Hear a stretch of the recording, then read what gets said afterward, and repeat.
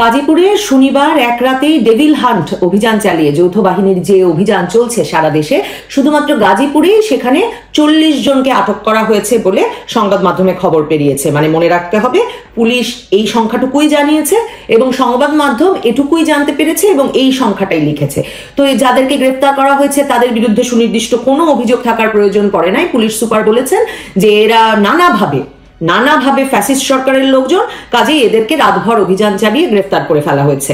এখন আপনাদের তো মনেই আছে, এই ঘটনা তো বাংলাদেশের এখন প্রধানতম ঘটনা, যে শুক্রবার রাতে বৈষম্য বিরোধী ছাত্র আন্দোলনের একদল বীর তারা গিয়েছিল আওয়ামী লীগের সাবেক মন্ত্রী মোজাম্মেল হকের বাসায় মাঝরাতে ডাকাতি করতে কিংবা ভাঙচুর করতে। মানে কি মহান কাজে গিয়েছিল মাঝরাতে আরেকজনের বাড়িতে, যে মানে খালি বাড়িতে, সে বিষয়ে আমার কোনো ধারণা নাই, কিংবা সরকারও সেটা জানতে চান নাই। কিন্তু তারা যখন ওই ডাকাতি বা ভাঙচুর করতে গিয়েছিলেন তখন স্থানীয় লোকজন কেন তাদের পিটিয়েছে, প্রতিরোধ করেছে এবং তখন কেন পুলিশকে ডেকে পাওয়া যায় নাই, সেই জন্য তারা গতকাল ঢাকা, গাজীপুর মানে সবখানে ব্যাপক মিটিং করেছে এবং স্বরাষ্ট্র উপদেষ্টার পদত্যাগ চেয়েছেন। তো স্বরাষ্ট্র উপদেষ্টা সেই বীর যাদেরকে মানুষ গণপিটুনি দিয়েছে তাদেরকে হাসপাতালে গিয়ে দেখা করেছেন, বিচারের আশ্বাস দিয়েছেন, কিন্তু তাতে তার কার্যক্রম বা তাতে তার চাকরি নিশ্চিত করা যায় নাই। মানে তিনি যে পদে থাকতে পারবেন এই ব্যাপারটা নিশ্চিত না হয় তিনি এরপর সারা দেশব্যাপী ডেভিল হান্ট অভিযান পরিচালনার দায়িত্ব দিয়ে দিয়েছেন যৌথ বাহিনীকে।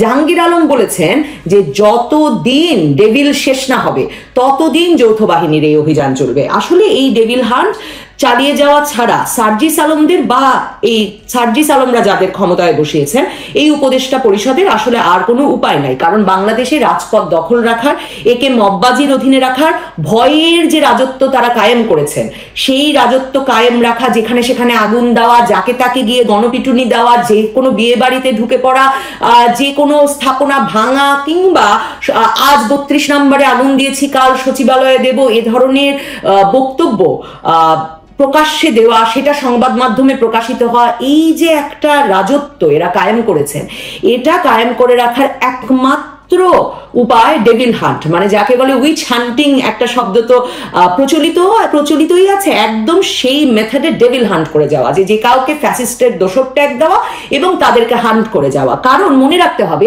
এই বৈষম্য বিরোধী ছাত্র আন্দোলন সেই সেপ্টেম্বর মাস থেকে বলছে তারা রাজনৈতিক দল গঠন করবে। এখন পর্যন্ত তারা কোনো রাজনৈতিক দল গঠন করতে পারে নাই।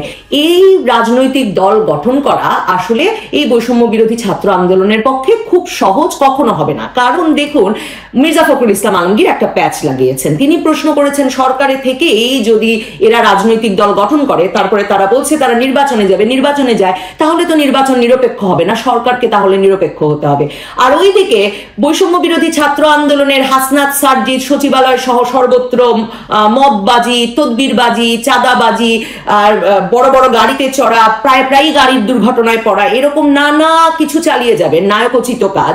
আর অন্যরা বাইরে বসে রাজনৈতিক দল গঠন করবে। কাজে ওই দলের ভেতরেও জাতীয় নাগরিক কমিটি আর বৈষম্য বিরোধী ছাত্র আন্দোলনের ভেতরেও এই নিয়ে একটা গ্যাঞ্জাম শুরু হয়েছে। দেশের নানা জায়গায় এরা নিজেদের মধ্যে হাতাহাতি সংঘর্ষ করছেন, খোদ রাজধানীতে হাসপাতালে গেছেন। অন্যদিকে সংবাদ মাধ্যম প্রশ্ন করা শুরু করেছে যে আপনারা কি রাজনৈতিক দল গঠন করতে হলে উপদেষ্টা পরিষদ থেকে বেরিয়ে যাবেন? এখন শুরু হয়েছে ঠেলাঠেলি, নাহিদ যাবেন, নাসিফ যাবেন, না মাহফুজ যাবেন, নাকি কেউই যাবেন না।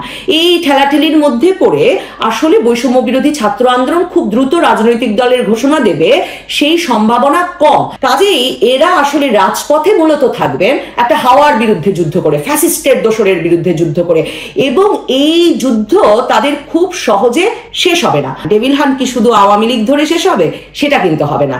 এরই মধ্যে যুবদল নেতা তৌহিদুল, কোনো মামলা ছিল না, কুমিল্লায় বাড়ি থেকে 2:30টার সময় সেনাবাহিনী তাকে তুলে নিয়ে পরের দিন মৃত অবস্থায় পরিবার তাকে ফেরত পেয়েছে, পিটিয়ে মেরেছে তাকে। তো শুধু যুবদল নেতা তৌহিদুলের ঘটনাটা জানা গেছে এবং যুবদল নেতা তৌহিদুলের মৃত্যু হয়েছে বলে হয়তো খবরটা এতটা জোরালোভাবে এসেছে। কিন্তু দেখুন, সারা দেশে আসলে বিএনপিও এই ডেভিল হান্ট থেকে শেষ পর্যন্ত মুক্ত থাকবে না, কারণ এর মধ্যে একটা ভোটের হিসাব আছে। যতদিনে নির্বাচন হবে ততদিনে এই বৈষম্য বিরোধী ছাত্র আন্দোলন, এই ছাত্র নেতারা এরা তো আর কোনোদিন রাজপ্রাসাদ থেকে আসলে নামতে পারবেন না বা নামতে চাইছেন না। তো এই অবস্থায় তাদেরকে যদি থেকে যেতে হয়, এবং এই উপদেষ্টা পরিষদকেও মনে রাখবেন, এগুলো নিয়ে আমরা পরে আরো আলোচনা করব, এই উপদেষ্টা পরিষদকেও আসলে বিভিন্নভাবে বিভিন্ন তরিকায় রাজপ্রাসাদেই থেকে যেতে হবে। তো এই ব্যবস্থা করতে হলে নির্বাচনের আগে এদেরকে রাজনীতি আসলে আওয়ামী লীগ এবং বিএনপি উভয় দল মুক্ত করতে হবে। দেখেন 2008 সালে নির্বাচনের হিসাব যদি নেই, আওয়ামী লীগ ভোট পেয়েছিল 48% বেশি, বিএনপি ভোট পেয়েছিল 32% বেশি। এখন যদি ধরেও নেই যে দুই দলেরই মোটামুটি 35% ভোট আছে এখন বাংলাদেশে, তাহলে এই 70% ভোটের যারা মালিক, এই 70% ভোট যাদের ব্যালট বাক্সে যাওয়ার কথা, তাদেরকে রাজনৈতিক ময়দান থেকে দূরে না ফেলে, নির্মূল না করে, নিশ্চিহ্ন না করে আসলে নির্বাচনের মাঠে আসতে পারবে না এই ছাত্ররা। 2008 সাল থেকে আমরা জানি যে বেগম খালেদা জিয়া সে সময় তার দুই ছেলের মুক্তি এবং বিদেশে চিকিৎসার ব্যবস্থা ছাড়া কিছুতেই নির্বাচনে রাজি হন নাই। 15 বছরের আওয়ামী লীগের আমলে 2018 ছাড়া আর কোনোবার তাদেরকে নির্বাচনে আনা যায়নি, কারণ তারা যে লেভেল প্লেইং ফিল্ডের কথা বলেন, মানে যদি নির্বাচনে জয়লাভের সম্ভাবনা না থাকে, নির্বাচন থেকে কিছু পাওয়ার যদি প্রত্যাশা না থাকে, তাহলে আসলে বিএনপির শীর্ষ নেতৃত্ব কোনোভাবেই নির্বাচনে দ্বিতীয় দল বা তৃতীয় দল তো প্রশ্নই ওঠে না, দ্বিতীয় দল হওয়ার জন্যও মানসিকভাবে প্রস্তুত নয়, এবং তারা কোনোভাবেই নির্বাচনে যেতে তখন রাজি হয় না। কারণ মনে রাখতে হবে, নিরঙ্কুশ সংখ্যাগরিষ্ঠতা ছাড়া, জয় ছাড়া বেগম খালেদা জিয়া নিজের কিংবা তার পুত্রের, বিশেষভাবে তার বড় পুত্রের দেশে ফিরতে পারার, তারেক রহমানের দেশে ফিরতে পারার কোনো সম্ভাবনা নাই।